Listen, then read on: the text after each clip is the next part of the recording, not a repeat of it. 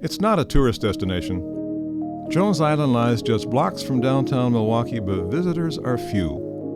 What they see is salt piles, fuel tanks, freight yards, docks, a freeway bridge, and the largest sewage treatment plant in Wisconsin. These are all vital components of a major city with their own gritty grandeur. But scenic? Not so much. Take a closer look. In the midst of this manufactured landscape, you'll find a postage stamp of greenery that has no practical reason for being. Kashube's Park is the smallest park in Milwaukee, about the size of a basketball court. Why Kashube's? Why in this out-of-the-way location? And just what is Jones Island? There must be a story here. In fact, there are several stories. Inch for inch, Jones Island is one of the most historic places in Milwaukee. It was the home of 4 distinct cultures: Indian, French-Canadian, Yankee, and Polish, each utterly erased by the one that followed before today's landscape emerged. Few places in Wisconsin have seen such profound change, and fewer still have so many tales to tell. But let's start at the beginning. Jones Island, which is actually a peninsula, began as a narrow sliver of land whittled to a point by Lake Michigan's waves on one side and the Milwaukee River's currents on the other. This is where the river met the lake, and their confluence was one of the most strategic spots in Wisconsin, with a sheltering bay, a deep estuary, and easy access to the interior. Those advantages were obvious to the peninsula's first residents. For uncounted centuries, Native Americans made their homes at the river mouth. In fact, the first written record of Milwaukee is a description of the future Jones Island. In 1679, a century before the American Revolution, a French missionary reported an Indian village at the confluence.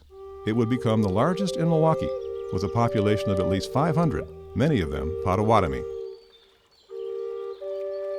The early islanders speared fish in the crystal-clear waters of the Milwaukee River, gathered wild rice in the fertile marshland near its mouth, and built their wigwams on ground stable enough to support trees 2 feet in diameter. One of their favorite pastimes was racing ponies on the hard sand beach of the lakeshore. Riding bareback, the young men of the village performed feats of horsemanship that amazed the early Europeans. The pony racers had company after 1700. French Canadians built trading posts on the peninsula and began to exchange European goods for furs, especially beaver.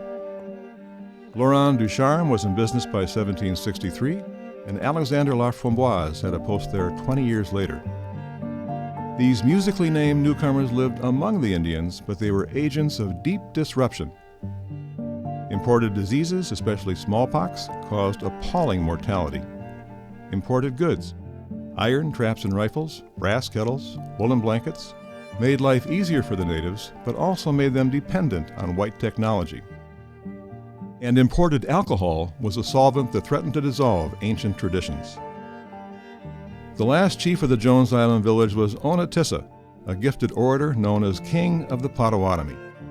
In the waning days of the fur trade, he reportedly had a 4-poster bed in his wigwam and levied a tax of several gallons of whiskey each week on his white partners. Milwaukee's Indians were first dispirited and then dispossessed.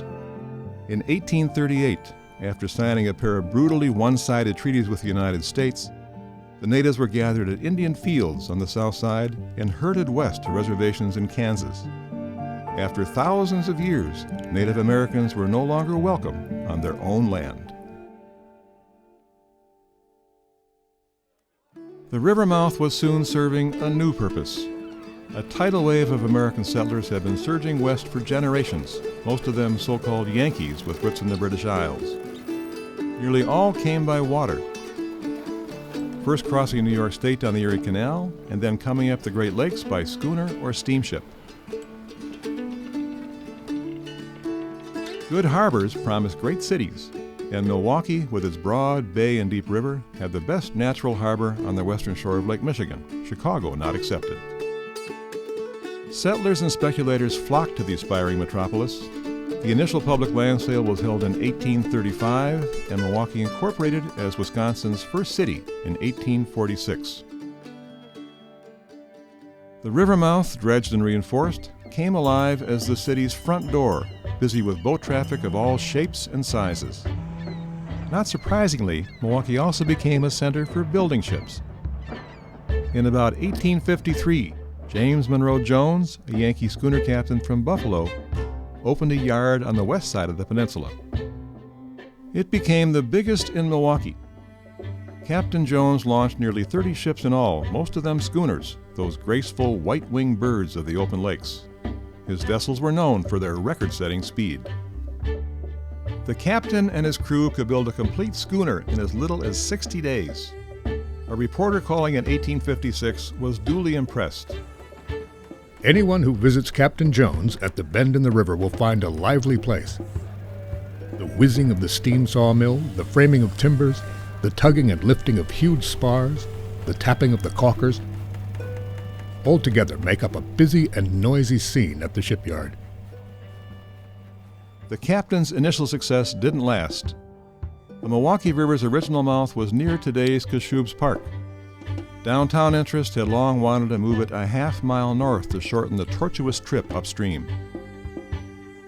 In 1857 they succeeded, and the so-called straight cut was completed at the river's present mouth. Captain Jones was suddenly marooned between the old and new harbors, and Jones Island, for the first and only time in its history, became a genuine island. The captain's troubles weren't over. A financial panic in 1857 dried up orders for new ships, and an 1858 storm blew a hole in the island big enough to sail a schooner through. James Monroe Jones was done. The captain moved to Detroit and started over, leaving nothing on the landscape but his name. The past keeps reasserting itself. The same storm that ruined Captain Jones uncovered an Indian cemetery where generations of natives had buried their dead. The waves exposed bones, pots, and pipes that were quickly snatched up by white collectors. Jones Island continued to change. New storm waves eventually filled the old mouth with sand, and the island was once more a peninsula, this time pointing north rather than south. When the captain left, Jones Island became a windswept wasteland, dotted with the shanties of sportsmen who used the place for fishing and duck hunting. But it was time for a new chapter in the island's long history, one that would be the most colorful of all. It was time for the Cashubles. On a map of Poland, the Kashubi region is easy to find. Just zoom in on a fishhook-shaped piece of land in the Baltic Sea and push inland. Most Kashubes were farmers, but not those on that fishhook, the Hell Peninsula. Their home was a long, narrow sand spit shaped by centuries of wave action, not unlike Jones Island. And they were fisherfolk who brought in tons of cod, salmon, and herring every year. The fishing was good, but thousands of Kashubes left the Baltic seacoast for America after 1860, pushed by overpopulation and the oppressive policies of their Prussian occupiers. Milwaukee became a leading destination for Polish immigrants, including the Kashubes. One of the first fishermen to come was Jacob Muzia. According to the local legend, Muzia arrived in 1872, took one look at Jones Island, and said, "Fish!" He bought one of the old shanties, laid informal claim to the unoccupied land around him, and wrote home with news of his discovery. The result was a steady influx of Kashubes to Jones Island. Muzia was reportedly a genial and generous host, sharing land with the newcomers and helping them build houses. There were a dozen on the peninsula in 1875, 20 in 1880, and in the 1890s more than 300. Not all belonged to Jacob Muzia's recruits. There were dozens of German-speaking Pomeranians from farther west on the Baltic seacoast and a sprinkling of other groups, but the Kashubes were dominant.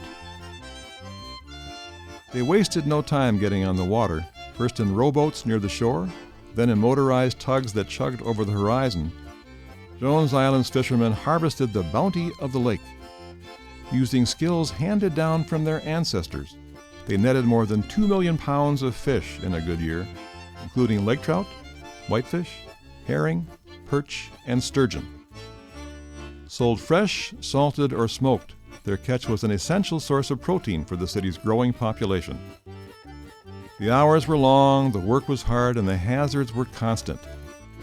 Winter runs could be especially dangerous. But the rewards were tangible. Mainland Milwaukeeans watched in wonder as a genuine fishing village took shape at the river mouth.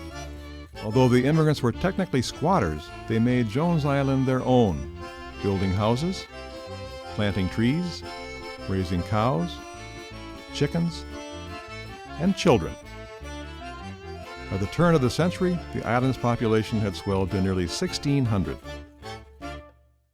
They created a landscape like no other in Wisconsin.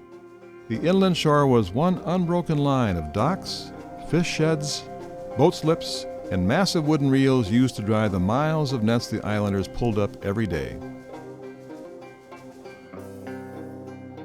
The village itself was just as distinctive.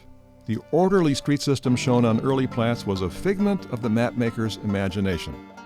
This is what the island actually looked like, a hodgepodge of streets and a jumble of houses that defied easy description. Chaotic would be a kind word. There were short streets, long streets, and circular streets, many just tracks in the sand, but there wasn't a single straight street. For outsiders, getting lost had never been easier. The houses were often just as improvised. All were modest, some were built of scrap lumber washed ashore, and several never made the acquaintance of a coat of paint. There were small businesses scattered among the small houses, notably saloons. Jones Island once claimed 11 thirst emporiums, including a bar called Cannibal's Rendezvous. Like those on the mainland, they served as informal community centers, but the island's taverns developed a specialty, the Friday night fish fry. With plenty of fish, plenty of Catholics forbidden to eat meat on Friday, and plenty of saloons vying for customers, Jones Island was the likely birthplace of this venerable local tradition. Milwaukeeans have been enjoying it ever since. The saloons also hosted Kashubian wedding receptions, epic celebrations that could last for a week. The beer always flowed freely, and one favorite toast was unique to Jones Island. Many fish to make heavy the purse, and many children to make it light again. This couple took the toast literally, raising a brood of 13. Although Jones Island was a world apart, its isolation should not be overstated. The village was flanked on 3 sides by a major city, and ships steamed by day and night. There was also a steady flow of visitors. Mainlanders, including beer barons and other notables, patronized the island's saloons on the weekends. One barkeeper even offered regular boat service between his dock and the Wisconsin Avenue Bridge. Thirsty guests who got carried away usually found themselves getting carried away by rowboat to the nearest point on the mainland. For the saloon crowd, Jones Island was a harmless curiosity, a quaint diversion. Other Milwaukeeans insisted on taking the colony too seriously.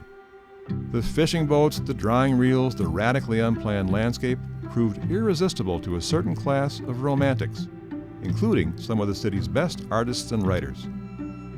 The result was enough paintings to fill a gallery and reams of colorful prose. This 1903 ode was typical.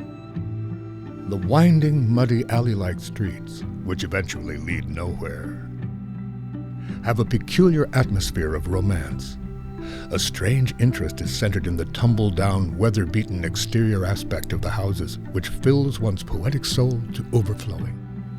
There the noise of Milwaukee comes but a faint, muffled breath of itself, and the thunder of the trolley car or the crash of the steam engine is supplanted by the never-ceasing murmur and wash of water on the sandy shores. Picturesque it may have been, but Jones Island failed to fill the poetic souls of public officials. The islanders were squatters who paid no city land taxes, and so they received no city services. If a government agency wanted to build on Jones Island, they simply did so. without hearings or impact statements.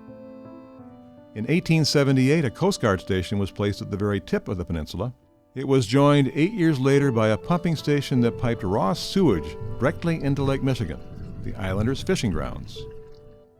An odorous garbage incinerator was added in 1902 to burn Milwaukee's solid waste right over the villagers' heads. Then Jones Island became the recommended site for a sewage treatment plant. The squatters were not consulted. In fact, they were not even considered. The island was chosen, said sewage officials, because of its isolation and especially its remoteness from residential districts. The sole exception to this not-so-benign neglect was a public school. In 1896, aware that the island's children were growing up without educations, the city built a barrack-style school on the lakeside of the peninsula. The teachers, all young women, were ferried out from the mainland every day by local fishermen, and the commute continued even when the channel was choked with ice. These adventurous teachers spent their days in what must have been the most unusual educational setting in the city. While mainland kids scraped their knees on hard gravel playgrounds, the children of Jones Island had recess on the beach. The teachers joined in gladly. One of them recalled her students with great affection. Jones Island was completely isolated, a different country entirely. The youngsters had accumulated a lot of knowledge about birds and animals and the waves and the winds in the course of their open-air life. I was the one who was different. The mainland came to Jones Island, but there was plenty of traffic in the opposite direction. City residents, after all, were the primary customers for the island's fish, sold largely through wholesalers, but also from door to door. A Jones Island baseball team played against mainland squads, and a fisherman's chorus offered occasional concerts across the river. The strongest tie was religious. Jones Island's Kashubs were faithful members of St. Stanislaus Catholic Church, Polish Milwaukee's flagship congregation. Every Sunday morning, whole families dressed in their finest rode across the Kinnickinnic River and walked up the hill to Mass on Mitchell Street. They left tangible evidence of their devotion. According to parish legend, the Kashubs donated a decorative beam in thanksgiving for deliverance from a violent storm. It still adorns the sanctuary high above the main altar. The city was all around them, but the people of Jones Island created a self-sufficient world of their own. While their fellow immigrants labored in factories, the islanders continued the old world way of life they had known for centuries. As Milwaukee belched and bustled across the river, they caught their fish, mended their nets, celebrated their weddings, and mourned their dead. Jones Island was an urban village in the fullest sense of the term, one of the most extraordinary in America.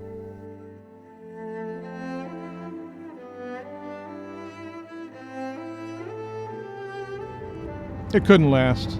The presence of a tiny fishing village near the heart of a major industrial center had always seemed unlikely. As the 20th century progressed, it became impossible. Jones Island's way of life was under constant siege from forces outside and pressures within. In time, they converged to wipe the village off the map. The first assault came from the south. The village's nearest neighbor was an iron mill established on the lakeshore in 1868 and owned by the Illinois Steel Company. In 1896, claiming prior title, the Chicago-based giant tried to evict the islanders to make room for a plant expansion.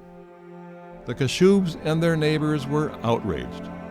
An impromptu army of 500, including women armed with clubs, turned back the first sheriff's deputies, and both sides settled in for a long court fight. With help from Victor Berger, the leader of Milwaukee's socialist movement, the islanders claimed adverse occupancy, or, in plain English, squatters' rights. Illinois Steel had to take them on one by one, and in the end, only 10% of the residents lost their homes. Despite their victory in this David and Goliath battle, the village had clearly passed its peak. As Milwaukee changed, Jones Island did not. While mainland residents enjoyed electricity, running water, and indoor plumbing, the islanders got by with kerosene lamps, contaminated wells, and backyard privies. The fishing was still good, but the village was increasingly an anachronism, its houses getting shabbier with each storm, its young people more restless. As the islanders looked ahead, pride contended with shame. The next blow proved fatal.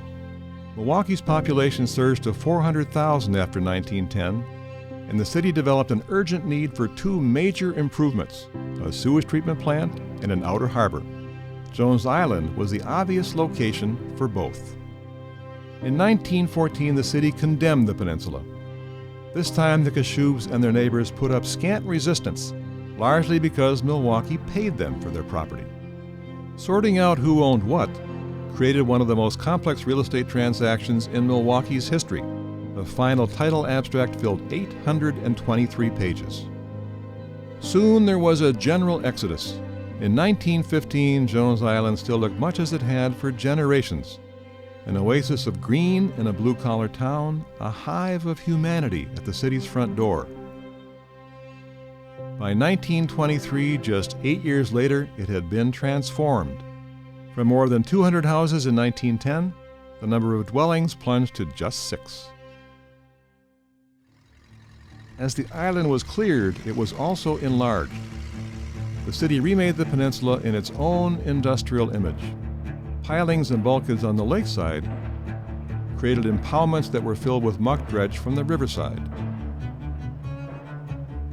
As it dried, all this made land at least tripled the size of the peninsula. Jones Island grew from a narrow neck of sand with soft edges to a stout extension of the mainland with rigid borders.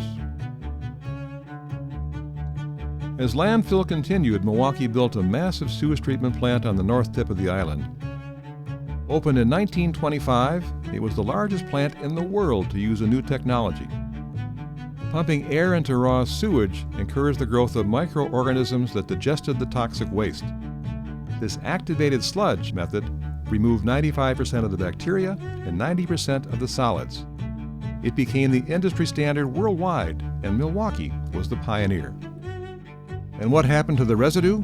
Thrifty Milwaukee dried it, bagged it, and sold it as a nitrogen-rich fertilizer called Milorganite, still widely used on lawns and golf courses across the country. On the east side of the peninsula, the city created a genuine outer harbor. As lake freighters outgrew the Milwaukee River, the new harbor provided ample dock space, enabling Milwaukee to retain its place as one of the premier ports on the Great Lakes.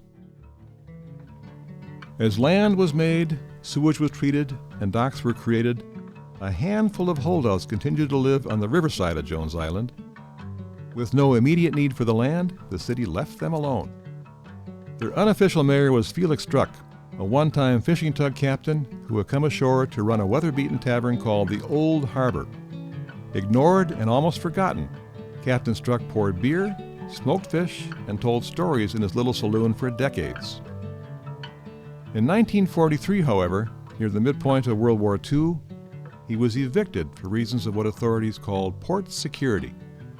The old man was an unlikely saboteur, but rules are rules. Struck was moved to a new home on the south side. 5 months later, he was dead.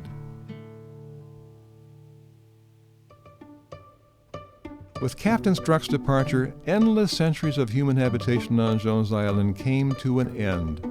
The landscape, however, continued to evolve. The port and the sewage plant both expanded. There were new bulk materials to buy and sell, including road salt, petroleum products, and cement. The Dan Hone Bridge rose on the eastern horizon. Dump trucks and freight cars replaced fish sheds and net reels. Jones Island became a hub of traffic and a point of exchange, with a resident population of 0. Then, in a moment of inspired whimsy, the city turned the site of Captain Struck's last stand into this park and named it for the island's major ethnic group. Dedicated in 1974, Kashub's Park became a touchstone of memory for former islanders and their descendants.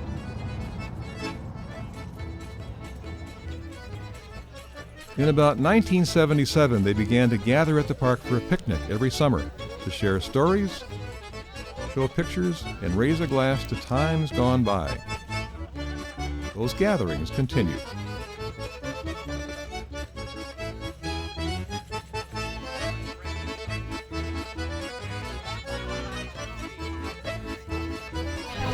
to the Cascades and Milwaukee. The changes are staggering. Where Indian ponies once raced, where fur traders paddled their canoes, where schooners were launched, where immigrants caught tons of fish, today you will find only the complex infrastructure of a major American city. There has been one transformation after another, but that's what our restless species does. We rearrange the landscape again and again to meet our ever-changing needs. There's a larger lesson in the story of Jones Island. We are not the first ones here, and our world rests on the foundations of older worlds as distinctive as our own. In that knowledge lie the seeds of humility and a fresh resolve to make our time here worthy of remembrance.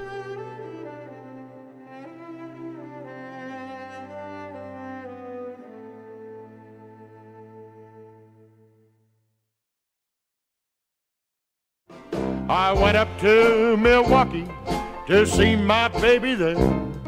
She worked out on Jones Island, her aroma was so rare.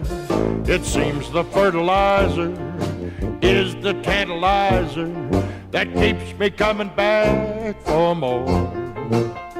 I got those old Milwaukee, bag 'em up, mill organized blues.